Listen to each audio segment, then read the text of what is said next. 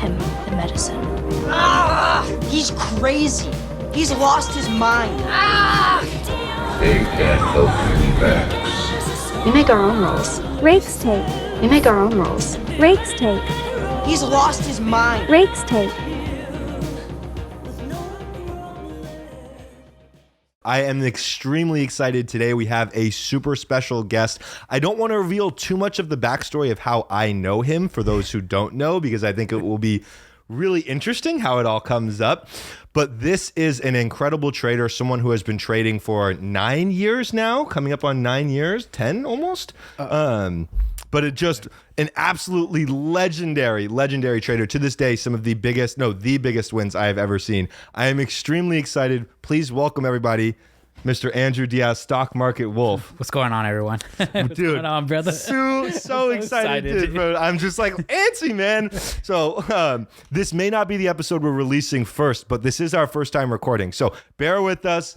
You know, we're going to have a whole lot of fun today. We're going to talk a whole lot about Andrew's trading style, how he found success, everything about him as a whole. And let's dive right into it, bro. Dude, let's get started. Let's fucking do it. So one thing that I've noticed is that I've watched a few trading podcasts out there before, and the consensus that I've seen is that everybody just dives right in and they just say, tell me how you got started, all that. Before we let's go like a little further back. Like, tell me about Andrew, like as a kid, man. Like, what were you like? Just tell me a story, or what were you like as a kid? Yeah. So as a kid, I was fucking nerdy, dude. Like, I'm like the same guy, just like with glasses, but just real skinny, real nerdy, always get picked on. But I was always super athletic. So like football, baseball, that's all we knew. And back then, I mean, compared to like my kids, I have 3 kids now. But, you know, kids now, they just all on, you know, PlayStation, for their phone. They just want to be inside. Back then, we were always outside. We had to get our moms to like come and find us, you know, type of thing. So that was me as a kid. And like, we grew up, you know, south side of Oxnard, and, you know, my dad was construction, my mom was a grocery checker, and they were so hard on us for education, right, and wanting to pursue education. But as a kid, man, I was a goofy motherfucker. Goofy motherfucker. I love that. I love that, man. Starting out, I like because it's a combo of, like you said, nerd, but you were also super athletic, right? So you kind of had those both sides. Kind of had both sides to it. You know? Kind of got to play a little bit of both sides, which I love. All right, so I always like to hear a little bit about my guests. Also liked a little bit of share. You said that you were a little nerdy, a little outlandish as a kid. I, on the other hand, was a big time degenerate. I want to start off with my very first story of me as a kid. And Mom, Dad, if you're watching this, I'm sorry. But everybody knows that I like to smoke joints, right? I think that's something that's public knowledge at this point. Yeah. People often ask me when was the first time that I ever smoked a joint. And the first time I actually smoked a joint, it was not weed inside there. It was nutmeg, the spice. Really? Yeah. We were like little 7th or 8th graders. We filled a whole joint up.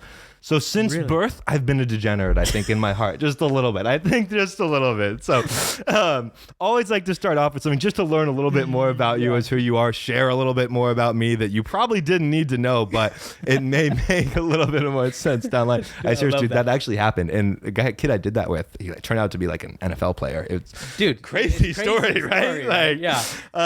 But nonetheless, now that we've done that a little bit, I do want to know, and I actually know this story very well, but tell me and tell everybody, how did you get started trading? Because what was it for you that like drew you to it? What were you doing before that? Like, tell me a little bit, and not just like dive right in, but like a little bit of what was going on in your life before you started trading. Sure. So before I started trading, again, I played sports. So let's just start from high school. So high school, played football, right? We state championships for 2 years in a row, and so football was my thing. And I'm only 5'6". I knew I was not going to the fucking NFL. Right, there's no way. But college was on my mind, and then I graduate high school from St. Bonaventure High, and I find out I'm about to have a kid, and I'm like, oh fuck. And then so at the same time, my siblings are also in high school. You know, I just graduated high school. My youngest brother, he's a freshman. My sister's about to come up, and they're A+ students. Right. And here I go in high school.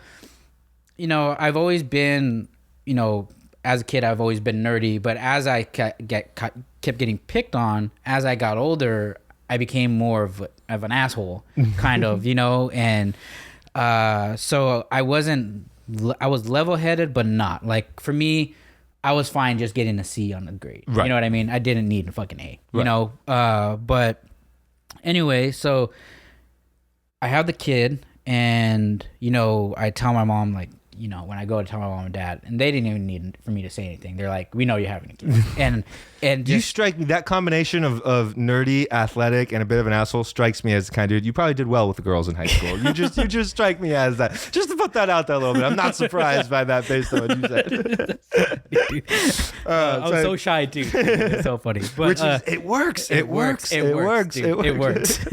So So you go to tell your parents. I go to tell my parents. They're super disappointed, right? Yeah. Because obviously you don't want your kid to have a kid, Like, right? at that young, you right. know.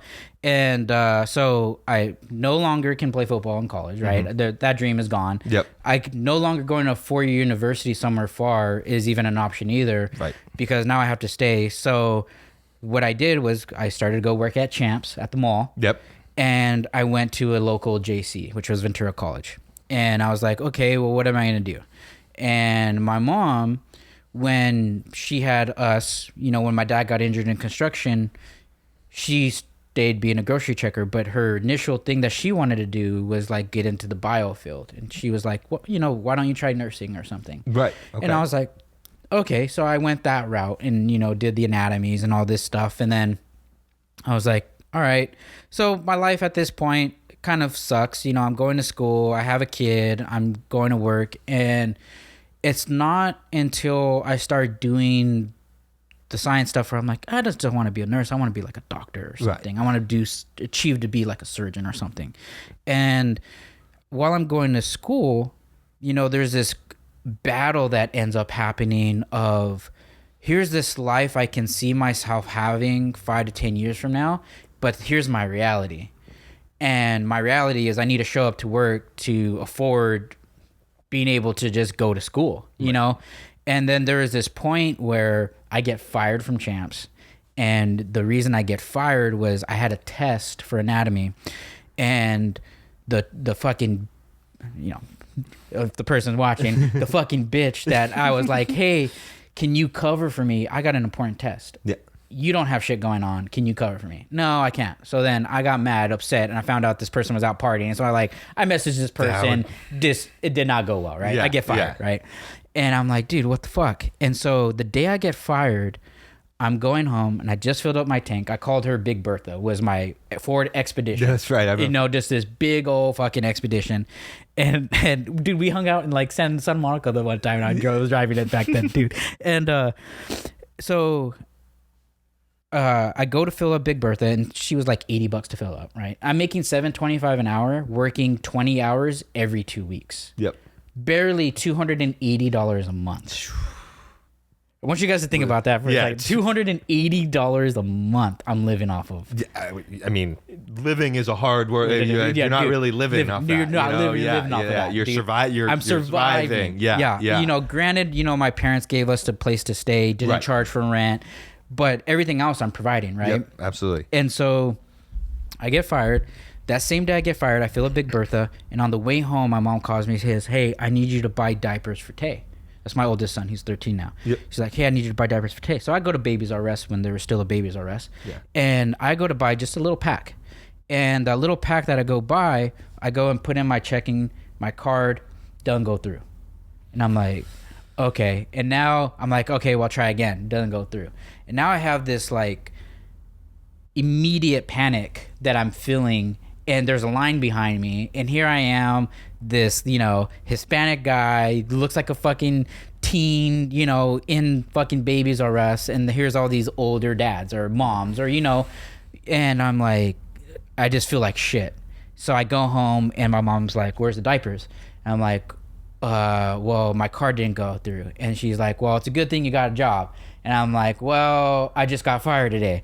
And the look that I got was just utter disappointment. And that feeling, she didn't even have to say anything anymore. Like, I just felt like shit. And then I go and I look at Tay, and my dad's always, he's always been, my mom's been more hard on us growing up, and my dad's always been like that supportive dad, drive us to all the practices, be at all the games. Same thing with my mom, but she was a stickler because she gave up her dream of wanting to go to pursue school to make sure she raised us. Yep. And she always instilled, okay, you guys need to get your education, right? Yep. And so here I am kind of slapping her in the face of like, I'm failing right now. Like Right. I just lost my job. I'm struggling in school because I'm trying to raise Tay, and it's just like, I'm failing everything she worked hard for. And I was like, fuck, so I felt like shit. And then my dad that weekend, again, I've always been a nerd. I've always been into reading, always been into like shit like that. So I was like, okay, well, what can I read? And I was like, all right, well, let's go to, for me, it was Barnes & Noble. So I was like, okay, Dad, take me to Barnes & Noble. And I was just looking for any type of book, realistically and truthfully, like Get Rich Quick.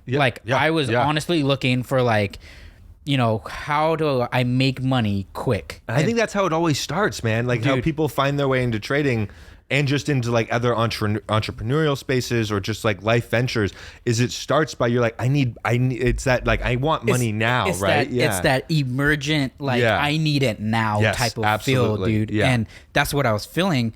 And I'm like, fuck. So I go and here I am, this poor dad. And my dad always used to tell us, any man can have a kid. Right. But any guy can have a kid, but it takes a man to raise one. Absolutely. Right? And so he's like, dude, this is you got to do what you got to do. So he takes me to Barnes & Noble, and I'm looking for anything. And here I am, for a sense of word, a poor dad. Right. I'm fucking poor. Yeah. Like I have no money. I have no job. I have nothing going for me. I'm a poor dad. And here's this book, Rich Dad, Poor Dad by Robert Kiyosaki. Dude. Yes. An epic read for anyone who has not read that book. And if this won't convince you, I don't know what will, but a amazing read. Absolutely. Dude, and it's like the fucking lights from heaven just like shown up on this book as I'm walking through Barnes & Noble. And I'm like, oh, Rich Dad, Poor Dad. And I'm like, okay. So I start reading like literally the first fucking chapter is like, the rich don't work for money. Yes. They make money work for them. Yes. And that sentence just sort of like blew my freaking nerd mind, right? I was like, whoa. And then so I didn't have money to pay for the book. So me, my dad, and my son, who's like a year old, we stay in Barnes & Noble till I finish reading the book. And I read the fucking book at Barnes & Noble. It takes me a couple hours. And I learned three main things: the importance of real estate, the importance of business, and the importance of investments. Yeah. Well, I had no money for real estate. Fucking no money at all. Nope. Didn't know what to do for business at that time. Right. But investing seemed cool. And going back to me being a kid, I was always into video games. Yeah. Dude, I played hours and hours of Metal Gear Solid, SOCOM, those were the games back then. So I played hours of video games, and I was like, dude, investing seems cool, because then when he was talking in the book, it was like you could do it from a computer and whatever. And I was like, okay, well, let me try it. So I was like, all right, investing. All right, let me try it. I need a computer. I got that. Okay, we're good. All right, but the main core issue, I need money. And all this time, you're still going to school. And all this time, I'm still going to school. Obviously, raising Tay.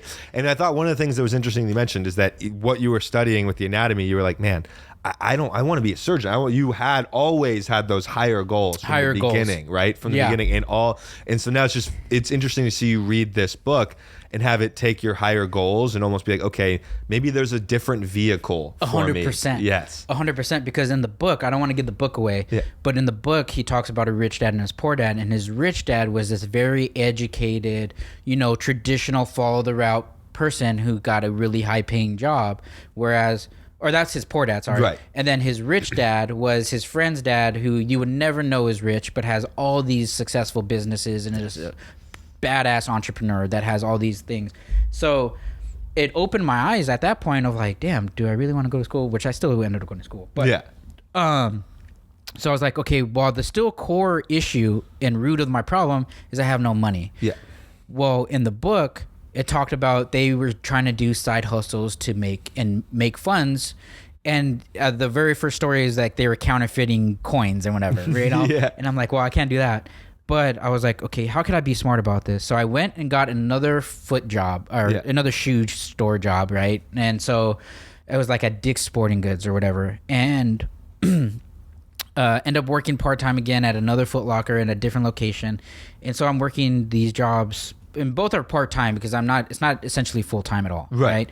And I start making money, and what I start to do is slang shoes on eBay. Yeah. And back in the day, and even still now, but I just don't hear about it now because it's not something I'm into anymore. But back in the day, Jordans used to sell off the fucking wall. Oh yeah. Oh, that's still a huge thing, bro. The sneaker resale market is like. Is it really? It's still yeah, big. bro. Yeah. People were literally trying like.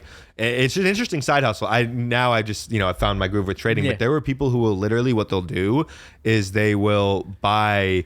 They'll try and buy out their local store. There's a release coming of new shoes, and they're like, if it has a $50 profit, that's a B rating, right? Like it's really cool. Yeah, dude, yeah. No, 100%. Yeah. So that's what I would do, and because we were employees, we would get only 12 shoes of Jordans. Yeah. Retro 11s, the Space Jams, or whatever. Yeah. And per store, only a certain percentage can reserve, right? And depending on what shoe it was. And so I would reserve some, and then I would use my check to pay for it, and then I would go and flip it immediately on eBay and make like a $200 to $300 profit. Yep. And I was like, this is fucking cool. And then I was like, okay, shoes is working really well. And then what I started to do was go on eBay, and this is before Gary Vaynerchuk started talking about like this whole arbitrage thing. Yeah. But I would go to garage sales and find shit for free or dirt cheap, and I would slang that on eBay. Yep. And little by little, my side hustle turned into $500 to $1,000 a week. Yeah. And Which is really reasonable if you think about it. Which is really reasonable. It's really not far-fetched to hit not. that at all. And so I'm like, okay, now all while going to school. Now, to fast forward a little bit, 2014, I get my bachelor's, BS in bio at California Lutheran University, private school. And I had to do 3 years. I had to do 4 years worth of school in 3 years. All while working. All while working and raising Tay and badass. reading. My days would consist of, I would get up at 6 a.m. I would drive to school, which I would get there by 7. On days I didn't have labs, I would stay till 3. And then I would because I had to take a full load. Every quarter, semester, whatever it's called, I had to take a full load. Right. And more than a full load. And so then I would come home, spend a couple hours with Tay, and then I would go to work from 5 to 10. And then when I would get home, I would then study for school, which my grades for graduating undergrad, I barely graduated. It was just, you just wanted to pass. I just wanted to pass, dude. Yeah.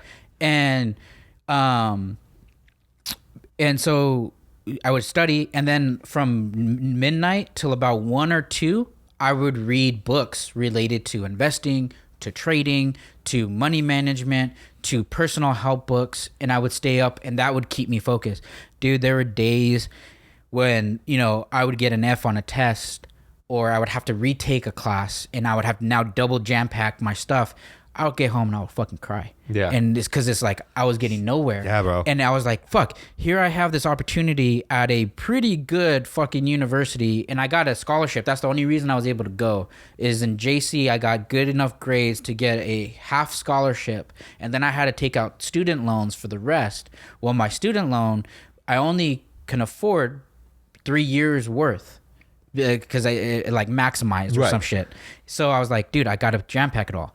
So I didn't have time, and so, dude, I would fucking sit there and cry, and I'd be like, dude, what the fuck? And it wasn't until that Rich Dad Poor Dad got me to thinking about, doing this stuff. And it wasn't until Eric Thomas, E.T. the Preacher. Yep, I'm very familiar with him. I was in a football, and there was this video talks about how bad you want to breathe. And in the video, I'm not going to give it away too much, but in that video, there's this guy who wants to be successful, and he meets this guru. The guru takes him out to the beach. The guru goes out deep in the water with this protege, and he puts him underwater, and he's drowning him. And the guy's like moving and moving. He comes up, and he's like, in that moment, what did you want out of anything? He's like, all I wanted was to breathe. And he's like, if you treat everything in life as if you just want to breathe, you would be successful. And it goes deeper than that, you know? Right? And so I'm like, okay. So I got super motivated. So I would listen to Eric Thomas every morning. It was like my ritual. I would listen to him, and I would cry of anger, and I would just go out. Now, fast forward, I graduate with my Bachelor of Science in Bio, and all of my friends are like A students. Yeah. Here I am, the only dad, and we would get recruits that would come for temp agencies that worked for different pharmaceutical companies, like an AMGEN or a Genentech or whatever, and you know, say, hey, you know, we have temp jobs for college students that are graduating. My grades weren't enough to get into med school, so there went that job. Yeah, there went that dream, and my MCAT scores I didn't even bother to take because I was like, dude, I need to make money. And this whole time while I'm going to school and I'm raising Tay and I'm reading these books, I still have the parental pressure of once you graduate, you need to get a job. Yep. And you know, this is, you know, 4 years now from the time of 19. I'm now 23. It's like, we can't keep providing for you. Yeah. You need a fucking job. Yeah. So I went the EMT route, and I was doing EMT I actually didn't know that. This is one part of the story that I didn't know. I didn't know you did the EMT route. Yeah, I went EMT the last summer of my senior year of my undergrad, and I loved it. The only part I didn't like was one time we had to go out and fucking help a hobo, and I got shit thrown at me, and I'm like, dude, I don't know if I can do this for fucking $10 an hour. Yeah, you know, and it's like, why did I even go to school? Yeah. But those recruits would come, and I would always, whenever they came, I would always come dressed to the nines. Yeah. And granted, at this time, I don't have like dressed to the nines. It's not like I'm wearing a fucking Gucci suit, you know? Right. It's like a fucking suit from Macy's that isn't even tailored, doesn't even fit me right, you know? And I would always wear something nice or like a sweater over my shirt with tie or whatever, right? Right. And whenever they would come, I would talk to them, and they would get to know about me. And I've never hid that I had a son, you know? And they'll be like, dude, you have a son, and you're working, and you're coming into the school, and you're showing up to these like recruiting events. And so there was a face to the name. Yep. And once I graduated, I was like, okay, I'm not going to do EMT. So I went back to my alma mater, and they had a sub job open, and I went to go and teach chemistry. And I graduated with bio, and for a private school, you don't need a teacher credential. Okay. So I was like, oh, this is great. You know, I can sub for a little bit, and maybe they could find a job for me. And then at that point in my life, I'm thinking, okay, well, I did enough to become like a bio teacher, maybe. I was still into science. I was like, I did maybe enough to be a bio teacher, and I can go and teach football, which is what I love. Okay, this is going to be cool. I can do this. Yeah. I'm cool with this. And it was 2 weeks of prep, and then on the first day of school, I shit you not, I get a call from the recruiter. Now, I did 2 interviews. Rewind back. I did 2 interviews at AMGEN, and I didn't think I was going to get it. I bombed it. I bombed both of them. And the very last interview that I did, as I was leaving, I was talking with the manager, and we started talking about kids. And then it blew her away that I had a kid, and she was like, you know, so in essence, Tate kind of saved my life. Yeah. 100%. I mean, he did save my life. Yeah. And so the first day of teaching undergrad, or of teaching at my alma mater, I get the call from the recruiter saying, hey, you got the job at AMGEN. I didn't even fucking hesitate. At lunchtime, I go into the principal's office, and I'm like, hey, dude, like, I love you guys. You guys have been family to me, but I got the call. I got the call. Yeah, you know, you got the call. I got the call. I got to take this. So I started as a temp, and now my starting salary at the time as a temp was $25 an hour. And I'm like, dude, this is pretty fucking That's pretty fucking good. That's pretty fucking good as, you know, as a fresh undergrad student. Yep. And here are my other friends that were A+ students that are not at AMGEN. Yeah. And so one of the lessons I want you guys to understand, don't matter your grades. It matters who you know sometimes. Yes. And who you are as a package. Who you are as a person. And I think that's like, it just speaks volumes to like how someone will like look at you and see Like I tweeted something the other day. I was like, because for me, it was crazy. One person told me one ambition they had in life, and it completely changed my perspective of them. I was like, whoa, like that all of a sudden, like I look at them a completely different way. And it seemed like that recruiter at AMGEN found out like, oh my gosh, you're doing all of this with a kid. That shows me your work ethic. This is the guy we need to hire. Yeah, right. this Like is this 100%. is the guy. Right. Yep. And so it's not all about grades. Right. Even though you're talking to two day traders whose grades ultimately did not matter. Yeah. Right. It's not all about grades. It's about who you know and what you can bring to the table as a whole for any business that you're looking to be involved in. Right. Yeah. So 100%, dude. Absolutely. It's all value add. And So you go to AMGEN, who you're still with to this day. to this day. Yeah, we'll get there. We'll get there. Yeah. And so I get at AMGEN, I'm starting temp, and within 6 months I get full time because of the work ethic just Right. shows. It's Yeah. like all I've ever needed in life is just an opportunity. Yeah. Just give me an opportunity and I'll run with it. I have the work ethic to do it. And I got that work ethic through sports, you know, back in being championship team in high school. And I carried that on with me through everything. And so I get full time, and my starting salary now is $70K. That's pretty fun. Yeah. That's not At bad. at 2014, I'm like, this is fucking cool. Yeah. Now, some of the stuff that we didn't talk about here is this whole time as well, I'm experimenting in the market. Yeah. And from 2009 till this point, I've been throwing money into investments. And since I was into bio and nerding out, all of my shit went into biotech stocks. A lot of them. Yep. A lot of tech stocks. Your traditional. I still have Apple since 2009. Which is a good, for those who don't know, buying Apple in 2009 was a good decision. Yeah. Apple. Yeah. Facebook, Apple, Facebook, all, yeah. NVIDIA, AMD, like those are my long terms that I've not even sold yet. Oh my God. And I've just added throughout the years. It's like I look at it in jizz sometimes. Yeah. You know, like No, I 100% know the feeling. Because as much as it shamed me to admit, I have for sure looked at a position before and just kind of had to been like, cross the leg. You're just dude, like, it's oh, I'm excited. Dude, I'm so excited. But No. so I've been investing that whole time. Now, 2014, I'm making $70,000 salary at a very prestigious company at AMGEN where we make cancer therapeutics, do stuff for Alzheimer's, and here I am working in the lab and as a scientist, and I don't need $70,000. You now have a little bit of capital to risk. Dude, I've been living off of $248 a month. Yep. And so more than 3/4 of that money went right into the market. Yep. By the time 2016 hits, some of my investment, and this is like during some of the biotech boom, some of the tech boom during that time, I was invested in OLED. And I remember always talking about You that. always talked about always OLED. talked about Always talked about Dude, OLED, that shit yeah. went from like $20 to 240, 10x its money, right? NVIDIA, Apple, Yeah. Amazon, right? All these went way huge from 2014 to 2016. But then some of these biotechs that I was invested in, because I knew the science, dude, they went from like $2 a share, and these weren't the pennies. This is Yeah. just investing. They went from like $2 to 50, Yeah. and I have like 10 racks in them. Yeah. Yeah. Dude, by the time 2016 hits, I hit my first mill.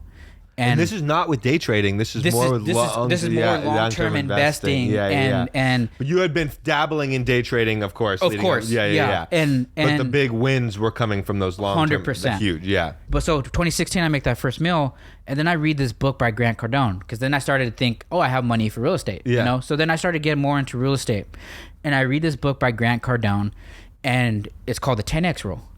And in the 10x rule, he's essentially talking about you're only 10 multiples away from making $1 million off of $1,000. Yeah. And if you can make 1,000, you can make 10,000. If you can make 10,000, you can make 100,000. You just got to put in 10x more of the effort. And I'm like, okay, well, that sounds nice on paper, but how can I do that? And I had been dabbling a little bit in day trading, and I came across a day trading ad on YouTube. I think it was like Timothy Sykes or Ross Cameron, one of the Warrior Tradings, and I joined them, of course. Yeah. And I see some crazy profit. I think one of them was like 20,000 a day. I'm like, there's no fucking way. Yeah, right. Just right. like total sketch. Yes, like yes, yeah, total yeah, like yeah, shit. yeah. When I post my stuff now, people are like, so sketch. Dude. Oh yeah. You're fucking Which lying. always You're have fucking to deal lying. with. Yeah. Yeah. Those two, they had some. Those two I know are some tricky. Yeah, some tricky programs for sure. Yeah. Some sketchy programs. I know Ross had some issues, but they introduce you to day trading, and they show you the showed ropes, me the what rules. was what was possible, and so I didn't have the risk management that I did now. Right. But what I started to see, and I put 25K in because that's what the rule was. That was you know, the rule at the time. being just an idiot was like, okay, I'm gonna put 25K in. You know. Yep. And a couple of days I would make 5,000. Yeah. A couple of days I would make 10,000. But then there was days I would lose 15. Yeah. Lose Yeah. 20. And it was just this fucking volatile roller coaster. And I'm Whirlwind. like, dude, what the fuck? And I blow up an account. Yeah. And I'm like, Naturally. naturally, that didn't last long at all. Yeah. Yeah. Didn't last long at all, Yeah. dude. And I'm like, dude, what the fuck? But what it showed me and what was the spark in my mind was like, dude, in a couple of hours, there were days that I made 10 racks. Yeah. How the fuck Yeah. can I repeat that over and over? Yeah. And I'm like, okay, I need to figure this the fuck out. Yeah. And so from then on, I just spent time trying, and again, going back to my nerd ways, was like, okay, let me go to statistics and try to just fucking look at this. And then that's where the 2-to-1 ratio came in. Yeah, that risk reward, And baby. then- that R multiple. Dude, Oof. and I That see, R multiple. it was like a video on YouTube. Yeah. I want to say, Like or I bet it was the Adam, the Be the Casino one. Was it maybe one of those? it was probably one of those, dude. Yeah. And I'm just like, what the fuck? And it made sense because I was always really good at math Right. and numbers. And I was like, it makes sense where if you just do a 1-on-1, you have to be 50% right to break even. But Yeah. if you do a 2-to-1, you only need to be 33% right to just break even. Anything more than that, you're making profit so long as you keep those numbers consistent. And that was the key, though. Yes. Is keeping those numbers consistent. Yes. And just a fucking light bulb went off. I Yeah. was like, holy fuck. It was like unlocking the Kama Sutra for fucking trading, you know? And I'm like, dude, no way. And so I go and trade, and I'm like, okay, well, let's break this down simpler. I have a hundred, let's just say a $25,000 account. I'm only going to use a portion of that, and of that portion, I'm going to consistently use this dollar amount, and I'm going to aim for 10% profit target, 5% stop. Using your trading shares at the time. And trading shares at the time, trading pennies, right? Yeah. And so essentially that dollar stock needed to go to $1.10, Yep. and I'll make 10%. I started to do really well at that. Yeah. And I was like, oh shit. And my first year doing it, before it became a business, I think I made like $125,000. And I'm like, I'm like, fuck yeah, you Yeah, know, yeah. on top of my work. I was Yeah. like, fuck yes, this is the tits. And I was telling my friend about this, and she knew that I had made a mill, and she knew my story coming up, and she's like, I need help. I'm a single mom. I have 3 kids. I need help. And I'm like, okay, I'm gonna help you. And I help her. Fast forward to today, she's a CPA. She averages somewhere north between $500 to $2,000 a day trading. And she was a CPA for multiple different firms, and she works all remote. She was a single mom, 3 kids, 3 jobs. Damn. And put the work in. Right. And during the time that I was helping her, my now wife, not the person that I was helping became my wife, but Yeah. my wife, she's like, Andrew, you need to make this a business. Yeah. And I'm like, I can't do that. Because growing up in a Hispanic household, and the way that money was tight for us. Yeah. It's not like, you know, my parents tried to they gave us really good experiences. We went to Disneyland. We would go to Hawaii once in a while. But it's not like my family driving around Ferraris, or right. they had college educations, right? And so, you know, they were always like, save your money. That was always been the thing. Like, work hard, get a good job, save your money. That was it. There was never investing. Investing was seen as gambling, or, you know, Yep. you being an idiot. And so I was like, but also being raised, you're also taught never to talk about your marriage or like your love life, never to talk about politics or money. Like, Yep. you just keep that stuff private. That That's how that it was stays always, inside the house. that stays Yeah. inside the house. And I'm like, fuck, now I'm going to go on social and start talking about this stuff. Like, and so I was nervous. My initial thing was fear of like, people are going to start looking at me like all I am is about money, you know, and that's not the case. Yeah. And I'm going to get people that start to like talk shit or doubt. And I'm like, oh, fuck. And I'm like, you know what? Fuck it. I'm just going to do it. And So I started doing it, and to go back just a little bit, right before I started doing the trading thing, I was trying to do social media marketing, and that's where I found Ty Lopez. Okay, yeah. And Ty Lopez was doing this whole thing of like, this is what you need to do to market for other people, and I tried to do it, and it just didn't work out. But I met people along the way, but what I learned though was some valuable skills in terms of marketing and in terms of creating a story and being authentic. And authenticity, as long as you're true to yourself and you're honest, that sells. You don't have to be. Now, granted, Ty Lopez kind of contradicts himself a little bit there. He does. He did some crazy shit in the beginning. But, I was like, why am I going to market for someone when I could just market for me? Yeah. And so I was like, let me do what I know best, which is right now at this point, I'm doing pretty good at this 2-to-1 ratio. Yeah. Start the business, and then certain things come along the way. So let me pause you there because I think this is an interesting time, because at one point Andrew has that 2016 year, makes 125K, which is crazy for your first full year of trading. I wish I made money during my first year trading or my second year trading. But I did blow a count. You did blow an account. You did blow an account. This is true. But Andrew then decides to start posting on Instagram and start showing off some of the education that he's offering for people and some of the programs. Yeah. And I then see one day on Instagram, I was like, oh, looks like this dude made some money off his computer today or off his phone. And then I saw another Robinhood screenshot of someone making $400 in a day. And I'm thinking in my head, much like you, when you first were looking for books to try and get rich quick, you went into that bookstore with the intention of finding a book to get rich quick. I, in my head, was like, I would love $400 to go buy some weed and get some drinks tonight. Like that, honest to God, that was the first thing that popped into my mind. I mean, granted, I was a junior in college at the time. I was like, yeah, beer money, let's go, right? Yeah. So I ended up looking into. This is why I didn't want to give too much away in our intro clip, because I ended up finding a service and subscribing to that service. And within that, I end up meeting you. And I end up meeting you. And at some point, there was a middleman. There's this whole confusing spiel. But what ends up coming from that is I ultimately see Andrew. I see his Discord. I see everything that he's able to offer. And most importantly, I see that every day you're really doing this. Every day you are up. It wasn't easy work, and you were clear with us on that. And you were clear with us.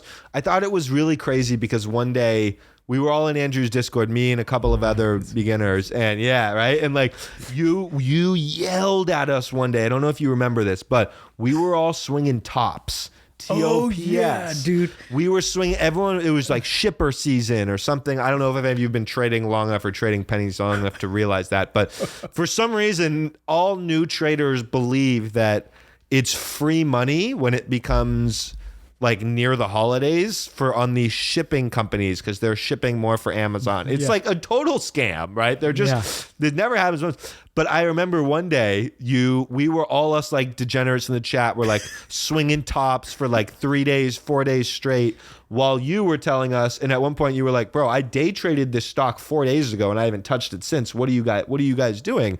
And you gave us like this, like, it wasn't like a yell, but you kind of in like a coaching way, you yelled at us where you were like, yo, if you're here to be a degenerate and just fucking gamble, this is not going to last, right? Like this was a day trade, this, all that. And now you all are holding and hoping that this stock is going to go back up because it's shipper season, because Amazon Prime all of a sudden needs more ships, as if they don't already, like as if a penny stock is going to get an Amazon Prime contract. I thought that it's just funny in hindsight. But I remember you being very stern with us that day and very, very real. And I was like, all right, I really appreciated that because now I can tell this guy's a real mentor, right? And I can tell this guy is going to care, right? Because you could have very easily just been like, YOLO. Wow, that was a stupid trade, or YOLO, right? So hold it, guys, or you could have just you could have called us dumb, but like not like shown that you cared. You really showed us that you cared with like the way that you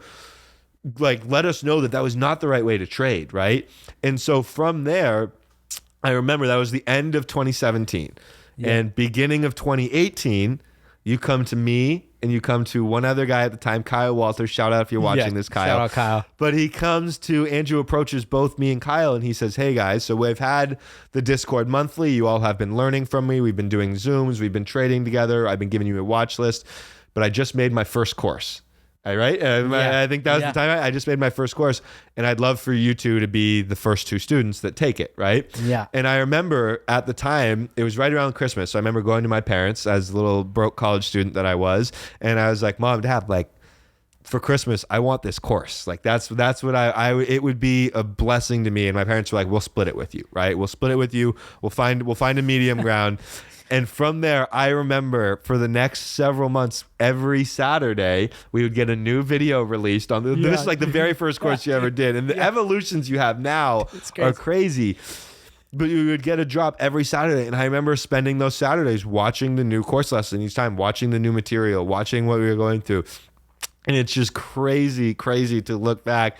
I mean, obviously, we're going to talk much more about our journey, but to look now where we are, Andrew was my very first ever mentor, the very first person that ever introduced me to what a stock even was. So without him, this podcast would not be happening. We would not be here.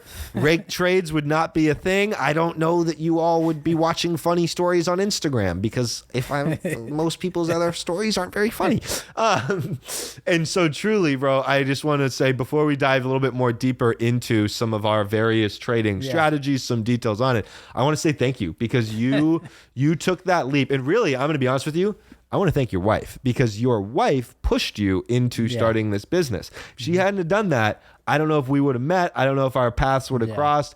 And the crazy positive outcome that has come from you and I meeting and us working together has just been absolutely insane, man. So seriously, man, I am so grateful to call you a great friend of mine. And I mean, what a journey. From there, for those who aren't familiar, who weren't a part of Wolf's Room with me, we were trading together for 3 years now. 4 years, but 3 years of where, after taking his course, I eventually translated into like an admin role, kind of a moderator role, so to speak. And eventually we were working kind of, I was really like helping out kind of like as an employee, right? And it's so crazy to me now for us to look back and be like, we started off as you my mentor, then we started off as you giving me a job pretty much, right? Then we started off and then it grew into, me developing a little bit more of my own trading style. Making my very first ever course. My very first ever course is a StockMarketWolf options course, which is crazy to think about. My ever first course. And then now, when we did part ways, and I honestly am so grateful, because most of the time when people part ways in a situation like that, it doesn't end well. In ours, I feel like it's only, and I can't be more grateful for you to have pushed me to do my own thing. It's so, it is crazy to see where we have come now. And I'm just really grateful for everything, bro. So before we dive even deeper, I love you, man. I love you. And this is, what a crazy journey. It just, for those who don't know, right? We have, this is going to be our second or third episode released. Our first episode we had with Mr. Ron G, who is one of my students. And it's just crazy to think that one day this could end up being something that I go through as well. And it's a proud moment, man, right? And dude, it's a cool, it's just a cool, like 2 seconds ago, dude. It's a cool moment. So, that being said, let's come back to earth a little bit here. Let's come back to trading. And I want to, now I know, and I knew this, but now everybody knows your background. Let's talk about specifics of some of your trading things that you find success with. You had mentioned to me, and I thought it was really interesting, because for you, realizing the 2-to-1 risk reward ratio was kind of like an instant click, right? Yep. Now, for most people, the way that I think it goes, the way that it went for me, is you taught me 2-to-1, right? And I learned it. And that's kind of like the basic thing that good educators will teach you is what is the to manage risk. They'll teach you how to manage risk, but more importantly, they'll teach you that you should be risking 1 to make 2. That's very key, right? Yes. Because you can manage risk, but still take profit at 10% every time and have a 10% stop. And that's not good risk. That's good risk management in the sense that you're keeping your stops tight, but it's not good R ratio, right? No. It's not good R multiple. So I thought it was interesting how you said that because the way that like kind of just springbolted you immediately. The way it went for me, and I think most traders out there, and I mentioned this in my mastermind, is that we learn 2-to-1 ratios, right? Good educators teach that like you did. And then for me, the way it was, especially once I started trading options, I saw profits of like 20%, stuff like that. And it becomes hard to when your brain sees profits in dollars and when you're focused on the percentage or the dollars, sometimes for me, I lost sight of that risk reward thing. Right? And I was more focused on, hey, I want to get 20% profit, right? Like, especially with options, I think. It's easy. It's easy with options, right? You're like, but it's also easy to lose 20%. If you're taking profit at 20% on options, you're most of the time, your stop needs to be 10%. 10% on a weekly option is a really hard stop. It's just no way. Yeah. So for me, while you had taught me that, I kind of skewed away from, and I was focused more on options and the 20% thing. But like you said, my come to Jesus moment, one of the many that I had, was this risk reward concept, right? And this understanding that risk reward at the end of the day is everything, right? Like, so what was it for you? I know it clicked in your head in that beginning, but can you give me some examples of some times where you have found, because most people, the dollars that I've seen you make in a day is crazy, man. I mean, this is the only man I've ever seen make 7 figures in a day, and multiple times, by the way. Those types of trades where you've been able to have those, I think it's hard for people, I mean, me even as well, it's hard for them to stomach the dollar value of it at some point, right? Because it's like, holy shit, that's $1 million, right? What would you say to them about how risk reward came into your mindset on those types of trades, right? Or just in general in your trading? Yeah, so for me, it's that same thing. You know, I always look at, okay, if I have, let's just say $100,000 account. For me, I call it the 10-33 rule. And so what the 10-33 rule is, if I have 100,000, I should never risk more than 1 to 3% on my account. So if 100,000, that means I can risk no greater than $1,000 to $3,000 on any one trade. No more than 5% on the day. And then I trade with only 10% of that account. So if it's 100,000, my max, my full size trade, and I only take a full size trade on an A plus, would be $10,000. Okay. Yep. And then with $10,000, I'm setting a stop at 30%. Where if I lose that 30% off of that 10,000, that's 3,000, which is 3% of my entire account. So I'm mitigating risk.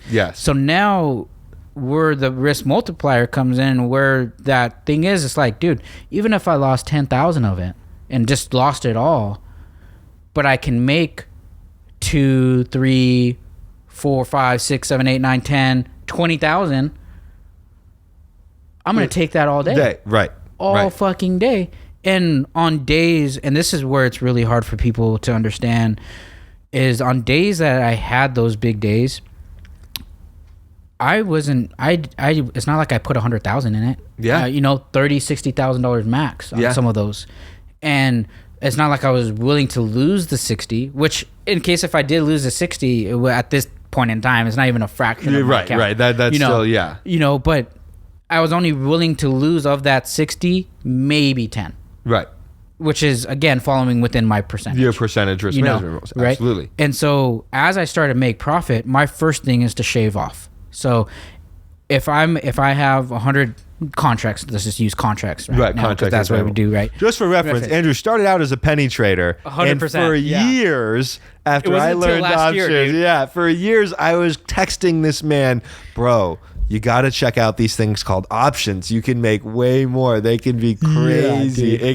And eventually it wasn't until last year that he made the decision. Not saying that you shouldn't trade small caps out there, that you shouldn't do that, but I think that after convincing you to trade options, I would never go back. I would never teach anybody shares again. You know, It's just the power is too. The power is too great. Power is too crazy. It's like unlocking the Matrix, dude. 100%. And so on those, as soon as I get in, I'm looking to hit, like you said, 20 to 30% profit. Yeah. As soon as I do that, I cover some money. You will cover a little bit at your 1R. A little bit. 1R. Right? At your 1R. For those who are unfamiliar, the term of R, right, for us is going to represent your stop loss on the trade. AKA risking 1R would be meaning that you're risking 20%, right? Or on a $100 contract, you're risking $20 of it. That would be your 1R, right? So if you are then up 20% on your contract, you would be up 1R, right? That would be your 1-to-1 ratio. It's a very, very important metric to have an understanding of. Yep, 100%. And so as soon as I hit that first 1R, I would sell a portion. Now what determines on how much contracts or share, whatever, I sell depends on how long it takes to get to that multiple. Right. If it takes more than an hour, I'm probably going to sell half my size. Yeah. Because that's taking way too fucking long. Yeah. If it happened within 5 minutes or 10, I may only sell a quarter. Yeah. If that, right? And if it was within 5 minutes, maybe an eighth. Yeah. All right, I secured profit. Now, as it continues to hit the next R's, my 2R, my 3R, I will shave again a little bit. So at 20, my first PT is 30%. My second PT is 60. After 60, I take a little bit at 100, and then after 100, I let that motherfucker go. Yes. I don't shave anything after that.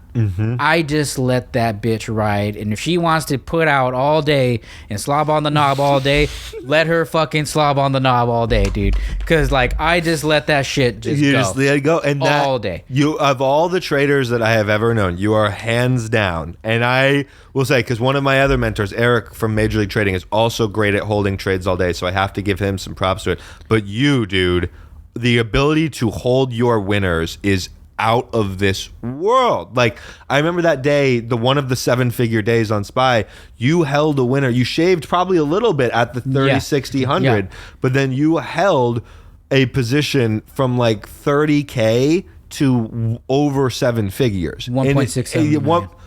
Like, in order to actually hold, like, you have to understand, some people out there will be like, oh, it's luck, all that. No, the fuck it is not. Holding a position that is winning in your favor is skill, because you have to understand. It's mental, dude. It's mental. It's mental. At all any mental. point in time, there was points where you were up 250K, 500K, 750K, a million. And then to not sell because you are up those dollar values and to hold because of your technical system is a skill. That is not luck. That is the most powerful skill you can have as a trader, right? Yeah. So like, I think that I have to give you some props on that, because your ability to hold these winners, man, it's admirable, right? So, okay, so you mentioned that you don't, after 100%, you just let them ride, I let right? that You shit let that ride. shit ride. I let it ride. Is there something, what would be the then invalidating factor? What would it take? Because not everything's obviously going to ride. Right. So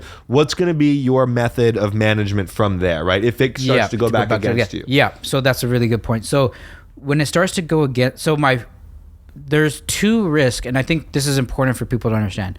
When you're mitigating risk on a trade, the first risk mitigation happens on the initial entry. Yes. Right? Setting your stop properly, having your multiple. Yep.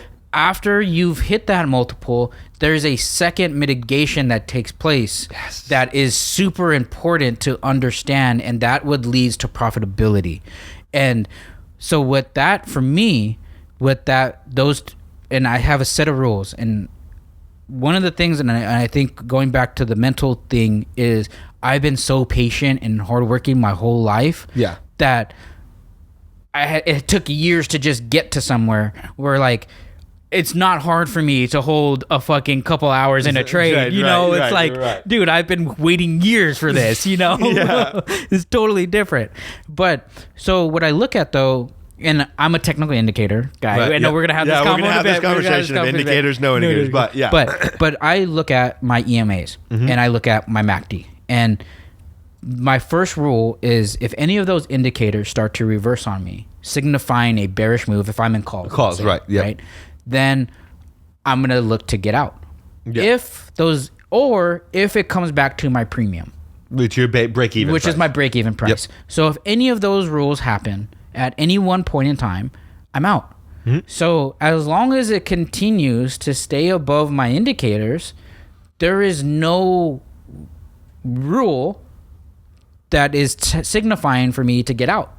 Yeah. So I don't get out. I have to be, and this is a really hard thing as a trader, is to stay disciplined and follow your plan. Yeah. Oh my, it's probably the hardest thing, I would say. Because fear and greed, and greed in this case of I'm up profit, I need to sell. It's like there's nothing telling you to sell completely yet. Yeah. You know.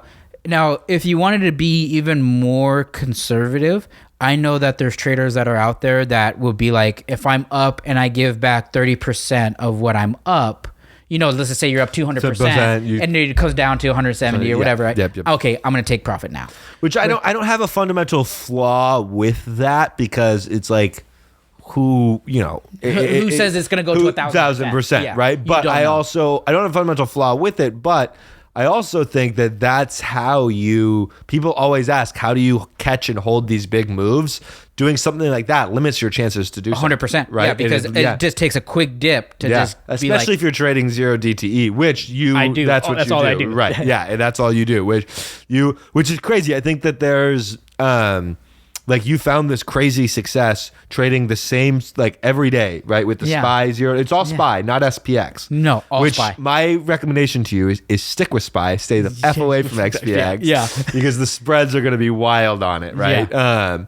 But so every day, 0 day to expiration, SPX is really late. Now you mentioned that you will use your EMAs and your MACD to manage some of the position on that, right? Now, before we go too deep into indicators versus none, I do want to ask. What time frame are you doing that? Is it the 5 minute? Okay, so it's the 5 minutes. So. But I will do a top-down analysis. Okay, yeah. And top-down analysis for people that are listening, and Jake, I'm sure explains this too. Yeah, you start granular, right? Yeah. So a year chart, I do all my technicals. Then I go to the month, do all my technicals. Then I go to the week, do all my technicals in terms of my lines, support resistance lines. Yep. Now I have just like a guideline to kind of see where I'm at. Yeah. And that helps me determine, okay, well, if I'm at support and the support is holding, I should look to maybe buy calls. Yeah. Right. And then I'll wait for my technicals for me. Right. And then if I'm at a resistance, okay, maybe this is a point where I shape profit if I'm in those calls, or start to look for the reversal for a put trade or whatever. Right. So I top-down analysis, and then I'll use my indicators. And then once I go from year to month to week, my sole premise and focus just becomes on that week chart, just the 5-day, 5-minute chart. 5 day, got it. Okay. So that becomes your priority, that 5 minute chart, and that's the one. The only reason I ask is because I know sometimes with the EMAs on trending days, things can break up slightly above the 9, right? And then come back. So that was that was wondering maybe the Use 15 the 1 or the 15, right. I haven't experimented with that yet. Got it. Okay. So naturally, we have to talk about this, right? We have to talk about it. Get the fucking boxing gloves here, dude. It's about to get violent. Anybody who follows me knows that I use no indicators. I trade purely off of price action. I read a book called Reading Price Charts Bar by Bar and learned a level system from a guy named Eric, Major League Trading. Those two things really is what I found the most success with, right? And that's one of the things before we start this, before the gloves come out, you should always preface this by saying, literally whatever works for you works. If you have a right? Like if you have a strategy that makes you money on a regular basis, who the fuck is anyone else to tell you not to use it, right? 100%. Like 100%. So one thing I'll say is that because I initially learned using the MACD and using I didn't ever use the MACD very much, but I learned initially your EMA strategy, right?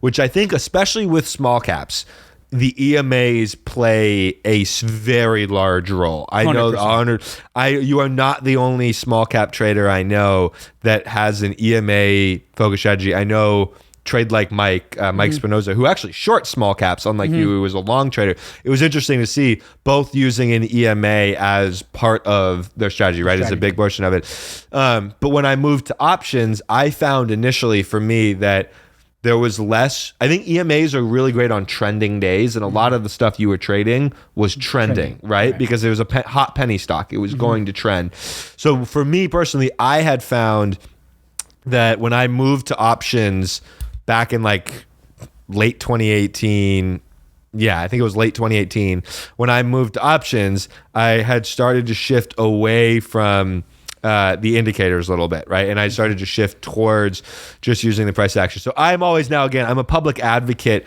of it because I think for me, it helps me read the charts in the most straight up way. But I do want to say, like I said, obviously whatever works for you works. But what are the things, some of the things that you have found about your indicators and the systems that you use that helps you navigate the market well, right? Like, is there particular tips and tricks about them, or is it having the defined rules? What is it that makes them work for you? Yeah, and before we go into that, I will second Jake's thought of, whatever works for you works for you. If you're a price action person, if you use, supports and resistances, if you use indicators, don't matter, as long as you have and go off of your metrics of where your edge is at. Right. Yep. And that's where you double down on.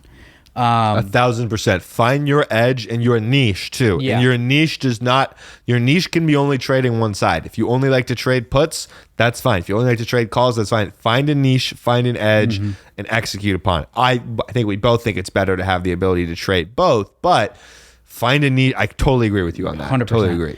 And while experimenting in options, and I'll back you on this, and I've seen that because I study, even to this day, I study at least once or twice a day. Right.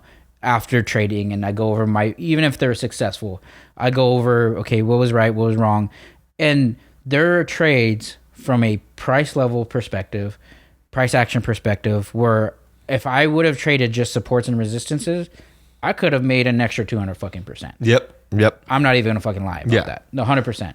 For me though, it's hard to know directionality when I'm looking at those things sometimes. So that's where the indicators come in. Now, where the indicators fail, and I'll be upfront and honest about it, where they fail are days of chop. Yes. And because they're lagging, for one, which is one thing to keep in mind, but when you have chop, those indicators are getting factored and priced in with that chop. Yes. And so you can have false signals saying, hey, this is going to be a bullish setup right now. Buying a pullback off the 9 EMA. Buying a pullback, or even like, some people use the 9 EMA crossing above the 20 as a signal for a bullish move. And people think, oh, okay, I'm going to jump in. But then there's the resistance line right there that you're not factoring in.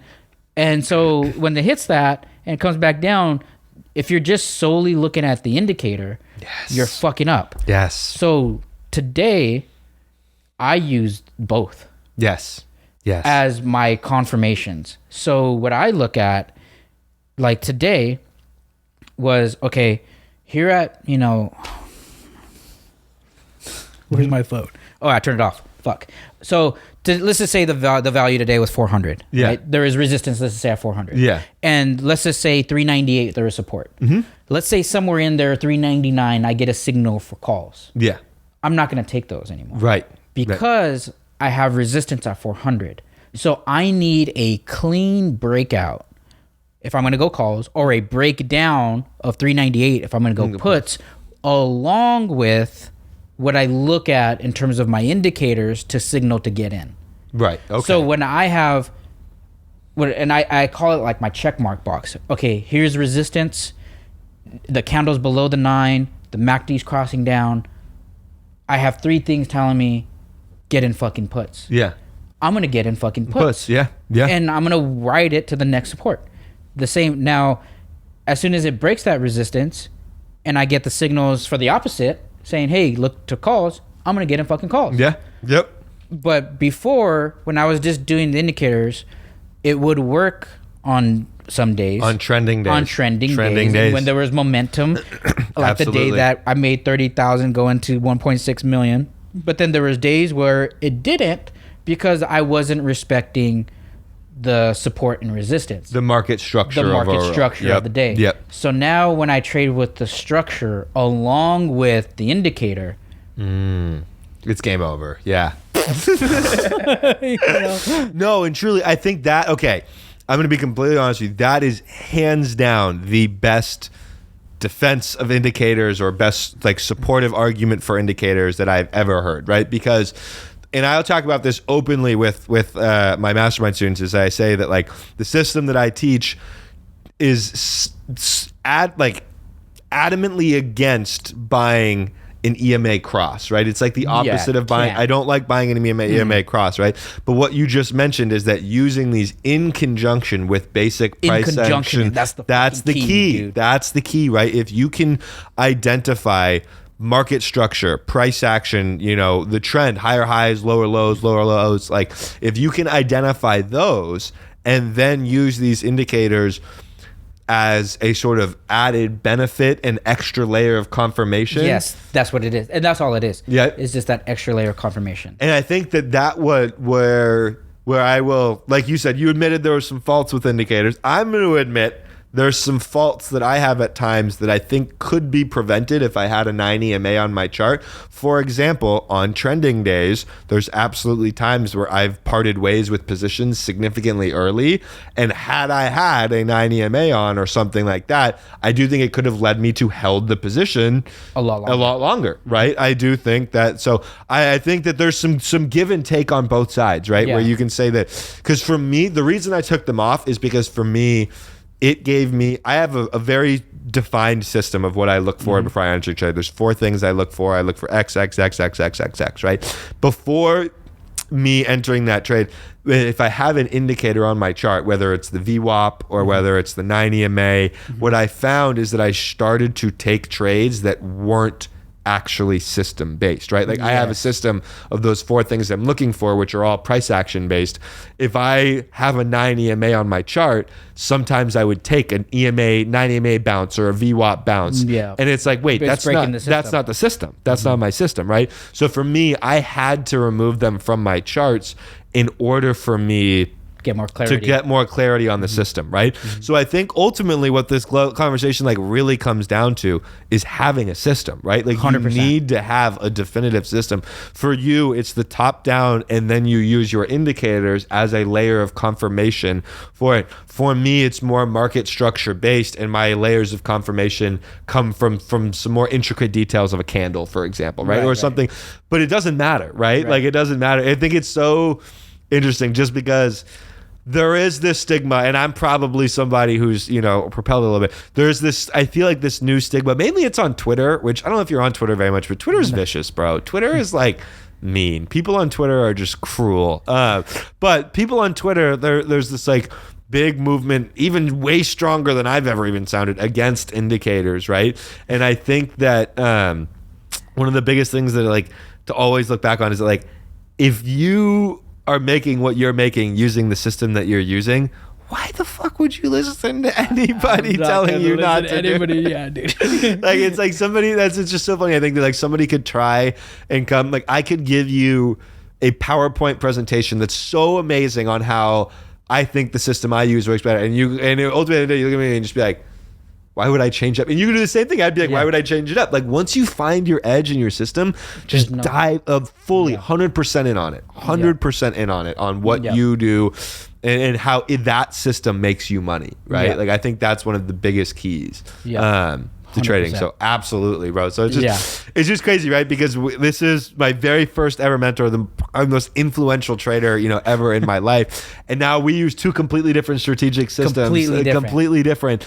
And yet we both, the fundamental of it is the foundation is the same. Foundation is the same. That R to R, right? That risk management, right? Having those. And I would also say kind of something that you touched on earlier, but this is more about like a personality trait that you talked about, right? Where it really stood out to me because you I've heard this story before, but you had said something where it's like, I was in the anatomy class, but I knew I wanted to be I wanted something higher, right? Like I wanted something higher. And I think that has always been like something personally that I live with, and that's a trait of mine, is always wanting more. I always I put high expectations on myself because I'm like, I know what I'm capable of, and you know your worth. I know my worth. So in every realm of life, I know what I'm capable of. I know what I bring to the table, but not only like my worth and my value, but I also know like how hard I should be working. I know how hard it is. And I think that if you take a look at all the profitable traders across the world, in theory, it's like 2% of people who do it, right? You take a look at all the profitable traders across the world, the vast majority of them are going to have different strategies. You put 50 different traders in a room, you might get 50 different strategies. But what you will find that they have in common, the risk management, the risk to reward, and I think a personality trait of somebody who like knows how much, like knows the work ethic they can put in to do it, you know? 100%, dude. And that work ethic is so crucial because in socials, it's a blessing, and it's also a non-blessing where, you know, there's these young, you know, people coming up, or they see somebody make $40,000 in a day and they're like, oh, I can do that. Right.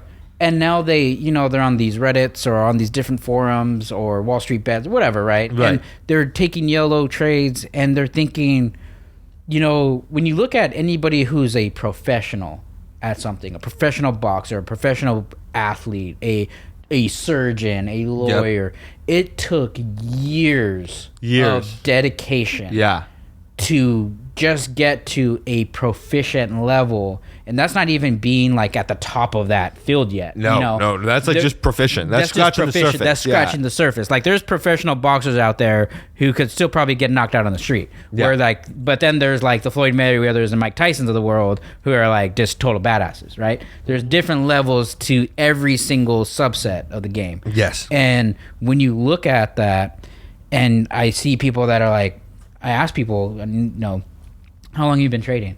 Oh, like a couple months.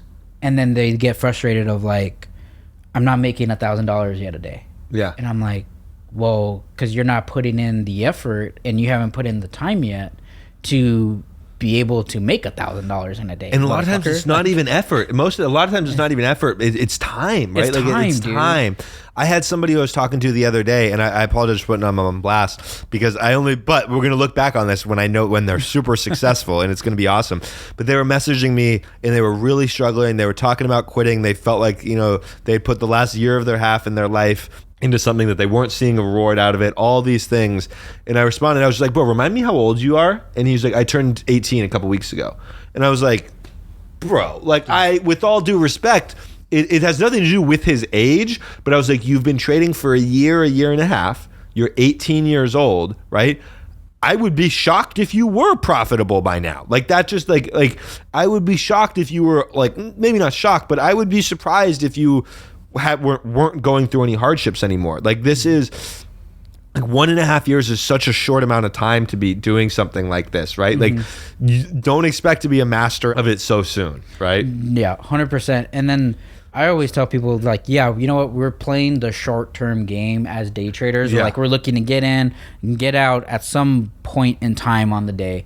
But we're doing this over the long span of our life. Yes. Like this is a skill that we can have, and God, you know, willing, I live past 60, right?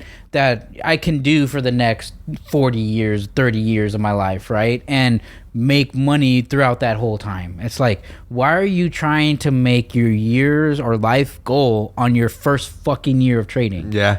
And it's like, it just blows my fucking mind. It's the phrase, and I hope the reason I'm really glad we talked about this, because I hope this phrase sticks in people's heads.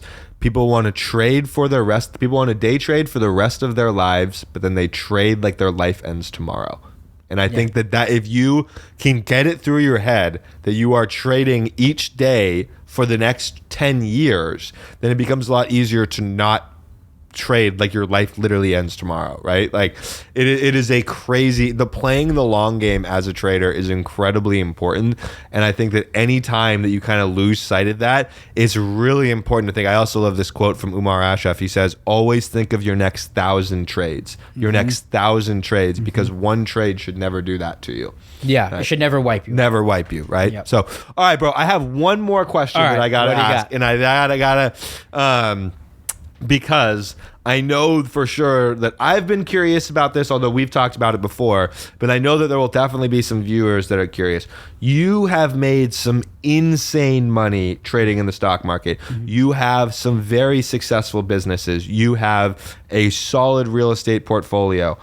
why do you still work a corporate job at AMGEN? Just out of pure curiosity, right? No. Like, I think that's going to be a popular question on YouTube. And also some people might think, like, why would you do that, right? Like, what is the goal of it, right? Because you have your business, you have trading. Like, why still do it? Yeah, no, it's so funny, dude. So every year, how much time do you guys have? No, we're good, bro. We're good. Okay. Yeah. So every year, for the past 5 years, we have a cabin that we go to, me and my family. Yep. And we take all of December off. Yep. And it's just nice and private, secluded, beautiful. And I do a lot of thinking there. And this last time we were there, and it just dawned on me. Now, I've been at AMGEN since 2014. We're now in 2023. There's 9 years. 9 years. 9 years of dedicating my life to, and not counting school, dedicating my life to science and trying to look for things to help people. Really 13 years with school. Because really 13 years. 13 years, you know? Essentially almost the same time I've been trading. I've been day trading since 2016, but investing and being in the market since 2009. Right. You know? Because I never grew up with money, I never wanted to be, I always heard the saying of the worst thing is not growing up in low income or in poverty, which we didn't grow up in poverty. No. But, growing up, in a hardworking family, right? The worst thing is not growing up in that. The worst thing is finding success and seeing what it's like and then coming back to that. Yeah. Yes. It's like losing everything. It's like having that taste of success to have it taken away. Yeah, it's like that professional athlete that ends up making millions of dollars and then blows it all, and then they're back living in the hood. It's like, what the fuck? Yeah. So I never wanted that. And so because of my upbringing and stuff, I never wanted, and risk mitigation, one of Warren Buffett's, and so back in the day, I used to read about a book a week. At one point, it ended up being like a book almost every other day. Yeah. And one of Warren Buffett's books, he talks about having 7 streams of income, right? Yeah. Mm-hmm. And so I was like, okay. And I think this is really important too as a trader. And I want to touch on this before I get into why I still work at AMGEN, is there's a lot of traders out there that start this, and there's a lot of people right now that are soft as fuck. Yeah. And one of their things is, I don't want to work. Yeah. I don't want to put in time. And I saw this other video this other day of this guy saying that he works and like his friends are laughing at him. I'm like, dude, what the fuck are you laughing at? He's working. You're fucking not, you don't have no money. Yeah. Yep. And a lot of people, they see trading as this cool fucking thing on social, and it's like they see people doing it and they see some of the young kids successful or whatever, and they're like, oh, I could do it from home, I could do it from everywhere in the world. And that's one of the benefits of it, but it takes time to get there. It takes time to get there. Plus, I never trade size on vacation. Nobody does. Yeah. And so people quit their job young to try to do this day trading thing, and what you do as a result of that is you add unnecessary stress. Yes. Especially if you haven't shown consistency and profitability that you're even good. Yeah. Yeah. And even if you have some profitable days, if there's no consistency there, you're going to fuck up. Yeah. And now you just added stress to be able to do well in an environment that is volatile. Yes, very, very volatile. And so that already stressful. It's already stressful as it is. So if you're adding that extra layer of stress on top of your trading, do you think you're going to be fucking successful? No. You're going to fucking crumble. Yeah. And so that's one of the reasons where I never looked at my trading, and even to this day, I've never taken a penny out of it. Yeah. And I use my job as my security, right? And use my trading and the stock market wolf business to then funnel and fund into other things like real estate, yes, other investments, longer term stuff, and that ends up growing. And now I just have this 9 to 5 that just pays for my life. Yeah. So I don't have to worry.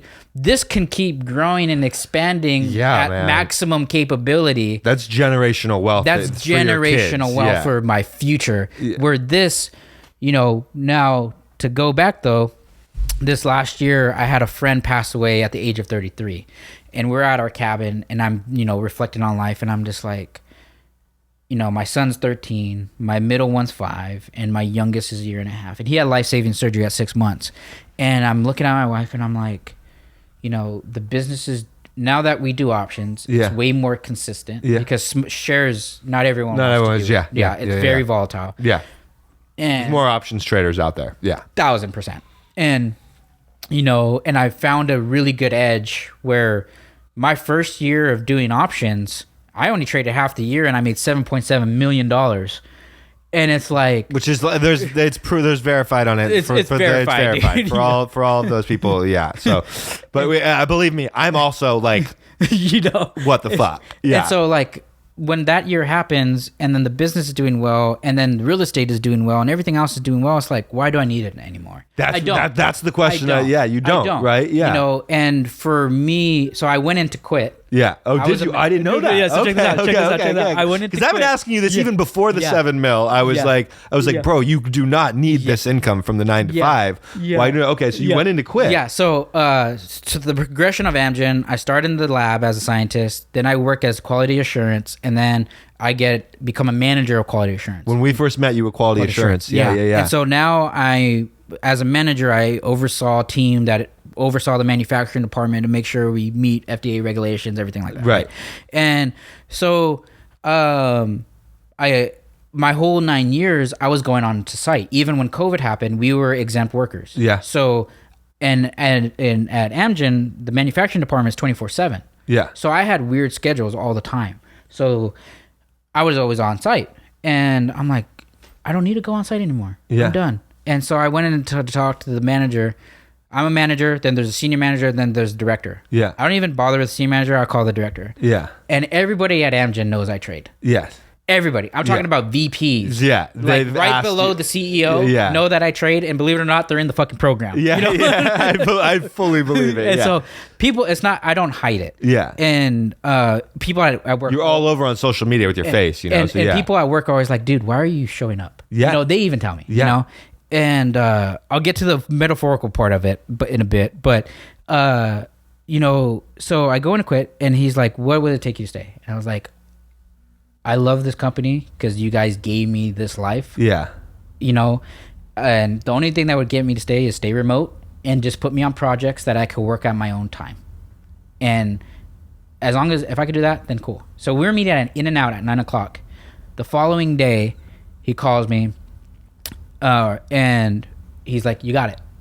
And I'm like, That makes way more sense to me and now. so I'm Yeah. like, dude, I'm remote. I can Yeah. work my own schedule. I don't have to go in anymore. And I could, do all my trading shit in the morning, which I trade from 6:30 to 8:30. Yeah, that's really about it. Yeah. I'm usually done by 7 Yeah, sometimes, yeah. And then I go about my day with the kids, go pick them up, have lunch, go to their sports, come home, dinner, whatever. And then, maybe at 8:00 after, having some happy time with the wifey, Yeah. I can then go and do some AMGEN stuff for a Yeah. little bit for And- a couple hours, And for those who don't know, AMGEN does work on cancer research and is big in the biotech Alzheimer's, space. yeah. So that there's a passion behind it. There's from a you. huge passion behind it. And so I can still do that. And so it makes no sense to give it up if it works with the schedule. So I didn't know the remote thing. I thought you were still going in No. because last time we talked, and this was several years ago Yeah. now, but last time we talked, I asked the same question. Even before this, I was like, why are you staying? Because you were going in every day. That Every makes day. way more sense Yeah. now. Yeah. If you're not going in, if you don't have to go in, you quit. But that was my biggest thing. Is I was like, bro, why are you driving to work every day? That commute is not worth it. It's not worth it. But now, from a metaphorical standpoint, and I know there's going to be young people that see this. and Absolutely. stuff, and I think one of the biggest downfalls for people is that they are money driven. And Yes. money is extremely important, and people that say that it's not are full of fucking shit. Yes. But at the same time, if your sole goal and premise is to make money, you will never obtain it. No. If you have the mission of serving others from like your heart, if you look at anybody, look at Elon Musk. Yeah. Look at fucking Jeff Bezos. Look at other people, right? They provided a service. Yes. And they did it with passion, right? And my passion, I wanted to be a surgeon. Yeah. I couldn't be a surgeon. So I went biotech route, and I had a grandma who died from Alzheimer's, and I had a grandpa who died from cancer. and being at a company where I oversee what the fuck is going on to help millions of AMGEN is a Fortune 500 company. Yeah. It's a very big. time. It's a very big company. AMGN is the ticker, by the way. Yeah, and to be a part of that and have hands on with it, dude. Going home knowing the work that was done goes to help somebody prolong their life so they get a couple more years with grandma or whoever. Dude, you can't. Like you can't put a price on it. You can't. No. You can't put a price on it. But now it's to the point where I always look at things from a cost benefit. Yeah. And to the young people, go and buy Jake's fucking program, right? Is because people look at cost and they think, oh my god, this is too expensive. Yeah. They see a mentorship or they see this is too expensive. It's out of range. It's out of range. But what's the fucking benefit you're getting from it, right? A lifetime, a lifetime, bro. right? Yeah. And so I always look at cost benefit. And so if the benefit outweighs the cost, I always do it. Yeah. If the cost outweighs the benefit, I never look at it anymore. Yep. So it's at a point in my life when even though I'm remote, and I could still do it, but if the cost, in which the case for me would be time, if that cost of time is outweighing the benefit of me being with my family, that cost is too great. Exactly. That's when it has to go. Yeah. Yep.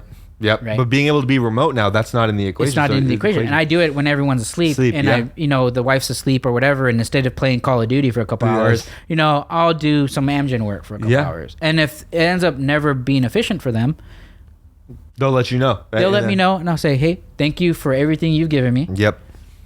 I'll just go and double down on making content. Or doing something else, I don't need to work. And then that becomes the other question we're probably going to get. Why even teach? Yeah. Why provide a service? So someone broke it down. I'm super freaking glad he did because I'm here now because of it. So I'm an example of why he teaches. Yeah. So someone broke it down for me as they're like, Andrew, you made $7.7 million last year. Yeah. Really only half the year. Yeah. Because that's when I started doing options. $7.7 million. If you divide that by 52 weeks and divide that by 5 days a week and divide that by 2 hours of trading every day, that comes up to $14,000 an hour. They're like, you are worth $14,000 an hour. Yeah. And you're giving away mentorships for like $2,500. Yeah, right? yeah. It's like, why are you're actually losing money by trying to help us during the day instead of like focusing on trades. Because there was a day where I did a $1,000 challenge. Yeah. Just in January, and I turned 1,000 into 18,000 in 3 weeks. Yeah. If I would have traded my regular size, I gave up $650,000. Yeah, 100%. By doing this demonstration. Yeah. And I was like, dude, you're totally right. But it goes back to the morality of things of, when we die, nothing goes. I'm the most simplest fucking person. Yeah. These shoes, motherfuckers, these shoes right here are like 5 years old. I've never. Which is I love that about you, and we share that trait within us, right? Yeah. I don't drive around in a fucking Ferrari. It's not that I can't afford one. Yeah. My coolest shit that I have is my fucking Ford Raptor that I bought used. Yeah. That I bought used, not new. And so it's like I'm very frugal, but the last thing I want to end here with is money doesn't go with you. It doesn't. This doesn't go with you. None of this goes with you. The only thing that ever goes with you is legacy. Yeah. And how people speak of your name. So back in Roman times, right, it was like the warriors, like Achilles and all these fucking Greek fucking warriors that did something crazy in time that their name stood out. Who knows if Elon Musk 20 years or 40 years from now, people will know who the fuck he is. Yeah. Right? They may, right? Yeah. And it takes something like that to leave a legacy behind where your name is remembered. And all I want is my name to be remembered, not maybe for hundreds of years, but I want it to be remembered for when people speak of it, it's something positive. Andrew, Absolutely. Like what I'm doing for my buddy Mike and helping him, for people that don't know, that don't follow me, a river came through his backyard, wiped everything out, and 100%, and this is also why this works, 100% of all the proceeds that I'm doing for my business is going to helping him. Yes. Yep. And it's really not going huge. to your pocket. It's not even going to my pocket, and I can afford to do that. Yeah. Can other people? No, they can't. Right? But money doesn't go with you. The only thing that ever goes with you is your name and the mark you left behind, and how people speak of your name when you're gone. And that is all I can ever ask for and want, is to leave a legacy behind for my kids where they don't have to stay up to 3 a.m. Yeah. No, that's not to say they're going to be spoon fed. I'm very hard on my kids. Yeah, you got to push them. I'm the toughest motherfucker on my kids. I'm tough on everyone. Just like you said, how I yelled at you guys, I still yell at my students to this fucking day. Yeah. You know? And it comes out of love. But I don't want them to ever feel what it's like to be hungry. Yeah. I know what it's like to be hungry. There's days where I didn't eat because I couldn't afford to fucking eat. Yeah. But it leaves them behind. It leaves a legacy behind for them to carry on, and it leaves, dad set me up. Yep. Or there's Dad put me in a position to succeed. There's the Jakes of the world, right? Yeah. There's a person that I had that was living in a fucking van that was trading from their phone that now has a condo and makes a couple $1,000s a month, and it's like that in it of itself. I could die tomorrow and I'll be completely happy. Absolutely, bro. I could not agree with you more that legacy is what you leave. And what I'll end on is that speaking from me, my parents, my future kids, hypothetical future kids, we all thank you for the legacy that you're leaving, because I literally wouldn't be here without you, bro. I love you, dude. Seriously, this has been amazing. Thank you so much, man. Shout out to our first episode. Let's do First recording, incredible. Thank you so much, bro. I really appreciate you. Man. And more to come. And for that, everybody, we'll wrap up Rake's Take episode 2, 3, pending. I love you all so much, and see you on the next pod. Thanks, guys.